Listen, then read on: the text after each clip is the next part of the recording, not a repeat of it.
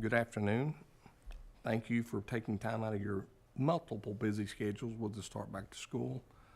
We're gonna get started. We do have a quorum and do not have any guests or public comment. One of the things that we'll have to do on the next meeting is go over our actual the SHAC/wellness policies. So just be aware of that moving forward.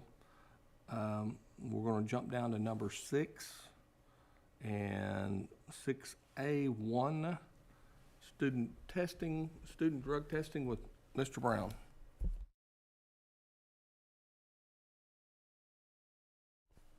That's correct. Can you hear me now? Yes. All right, great. Thank you, Mr. Moore. So with our drug testing this year so far, we have had, since September, we've had 4 tests completed, which would include September, October, November, December. We have one coming up soon. And we've tested, baseline drug tested 384 students total. In that time, we've only had, we've had 3 positives, which is, obviously we don't like any positives, but we've had 3, and therefore I think we're doing well. Other than that, is there any other numbers you'd like me to? Okay, all right. So that's all I have for now. All right, we're going to skip down to 6A3 in the healthcare updates as far as what's going on in our district. Hello. So we've been very busy in the nurse's office. Luckily this year we haven't had too many COVID cases between students and also staff compared to the last few years. Our most common illnesses we've seen this year is a lot of flu, a lot of strep, especially at the primary and elementary schools. Our busiest school was by far the primary, who saw 1,900 students. And since the start of the school year, we have seen a total of 4,058 students in our nursing office. We have also been utilizing the Cook's school-based telehealth, and we've seen 21 students so far this year. And so just from that information, basically it's the littles that we're dealing with the most. Yes, by far. All right, thank you.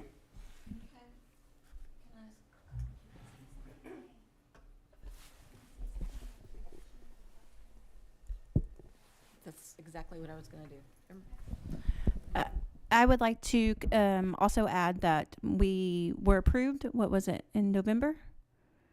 Of the addition of the part-time nurse. And so that nurse, Miss Summers, has been on our campus 2 days a week, about a day and a half, 2 days a week.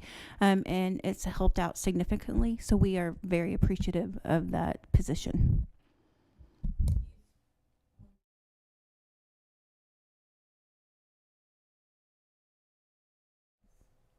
Yes, so Miss Summers, she kind of floats around to all the campuses, also fills in if any of the nurses are out for some reason. But she has been working with me at the high school, and also she spends a lot of time at the primary school.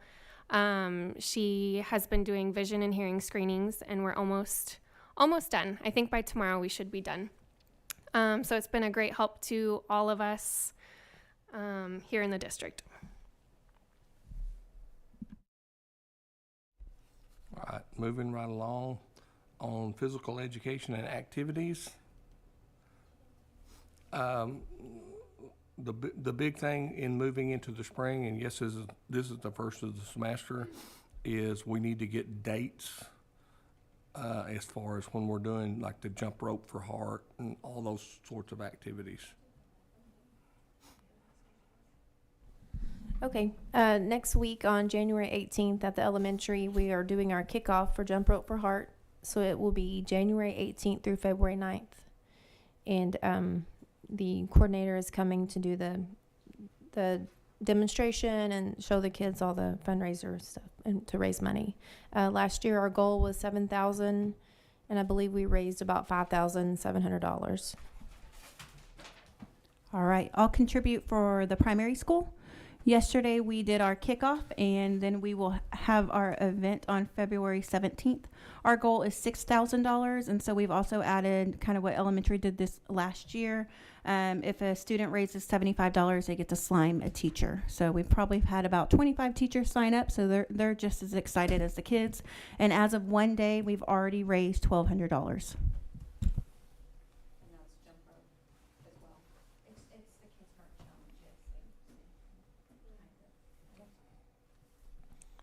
All right, thank you very much. And let's move down to 6C, child nutrition. And Tina is not with us today, but Ms. Grew has valiantly agreed to giving a brief child nutrition update. So the biggest thing for the child nutrition is that Ms. McCormick continues to pass out the kitchen times to all of the classes, and we hope those are being used. The last one included how to read nutrition labels on packaged foods and what all those things mean. She's also, this past quarter, at the elementary and the high school, has done the monthly student involvement committee where the students get to taste some of the foods, give their feedback, and then Mrs. McCormick keeps a feedback form on each of those kids and their response to the foods. We're also using the My Plate Daily checklist, which is part of her things that she passes out to all of the students. So if we can continue to be diligent to make sure that we've passed out everything that she gives and that we're collecting that and keeping record of the fact that it's been used by students. And on another note, just make sure that campus-wide that we're still getting our non-nutritional days as we're moving into the spring, and any parties and those sorts of things. So we have them submitted and approved, and we have the documentation, because that's part of the audit that we have to go through. And so having that documentation will be greatly helpful. All right. We don't currently have any action items on number 7. Is there any other thing that we need to reach out and discuss openly?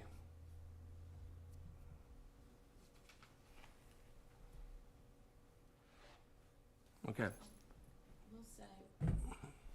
One thing on the pass that we're working on is getting everyone together to form a response protocol for when we have kids that we're concerned about based on the pass. And I know Jamie's working on that. And we'll be getting together to talk about how we contact parents and that sort of how and when we contact parents for those issues. So I know that's part of the plan for this upcoming quarter. And just something that I want to throw out there, and I know we've done it in the past, but as far as staff wellness, if there's any ideas from the group that will help with that, whether it's we've done Biggest Loser and those sorts of things, but encouraging staff health and wellness and all the things that we've encountered over the last several months. Just any ideas in regards to that would be greatly helpful.